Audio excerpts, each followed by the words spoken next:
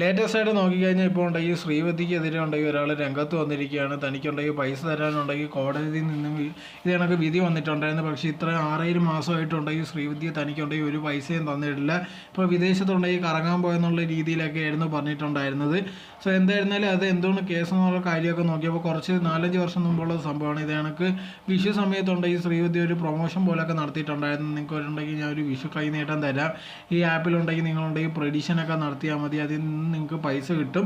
ആ പൈസ ഉണ്ടെങ്കിൽ നിങ്ങൾക്ക് എക്സ്ചേഞ്ച് അല്ലെങ്കിൽ നിങ്ങൾക്ക് മാറ്റാൻ കഴിയുന്നതാണ്. ഏത് ആപ്പാണോ, നിങ്ങൾക്ക് ഫോൺ പേ ആണോ അതോ ഏത് ആപ്പ് വഴി നിങ്ങൾക്ക് മാറ്റി പൈസ എടുക്കാമെന്നുള്ള രീതിയിലൊക്കെ പറഞ്ഞിട്ടുണ്ടായിരുന്നു.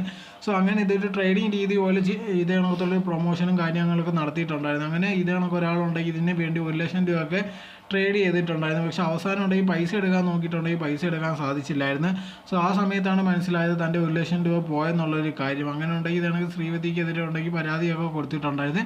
അങ്ങനെ കോടതി വിധി വന്നപ്പോഴത്തേക്കുണ്ടെങ്കിൽ ശ്രീവതി 1 ലക്ഷം രൂപയൊക്കെ കൊടുക്കണമെന്നുള്ള രീതിയിലായിരുന്നു വിധി വന്നിട്ടുണ്ടായിരുന്നു. പക്ഷേ ആ സമയത്തുണ്ടെങ്കിൽ ശ്രീവതി അത് സമ്മതിച്ചില്ല. ഇത് കണക്ക് എനിക്ക് വേണ്ടി വാദിക്കാമെന്ന വക്കീലുണ്ടെങ്കിൽ നല്ലൊരാളല്ലെന്നുള്ള രീതിയിലൊക്കെ പറഞ്ഞ് ഒന്നും കൂടെ അപ്പീലിന് വേണോ, ഒന്നും കൂടെ ഇത് കണക്ക് കേസ് മുന്നോട്ട് പോകണമെന്നുള്ള രീതിയിലൊക്കെ ഉണ്ടെങ്കിൽ കൊടുത്തിട്ടുണ്ടായിരുന്നു. പക്ഷേ അത് തള്ളി പോയിട്ടുണ്ടായിരുന്നു. 1 മാസത്തിനകം തന്നെ ഉണ്ടെങ്കിൽ പൈസ കൊടുക്കണമെന്നുള്ള രീതിയിലൊക്കെ വിധി വന്നിട്ടുണ്ട്. പക്ഷേ എന്നിട്ട് പോലും ഉണ്ടെങ്കിൽ ശ്രീവതിയെ പൈസ കൊടുക്കാതെ നാട് മുഴുവനും മുങ്ങി നടക്കുമെന്നുള്ള രീതിയിലാണ് ഇപ്പോൾ പരാതി വന്നിരിക്കുന്നത്.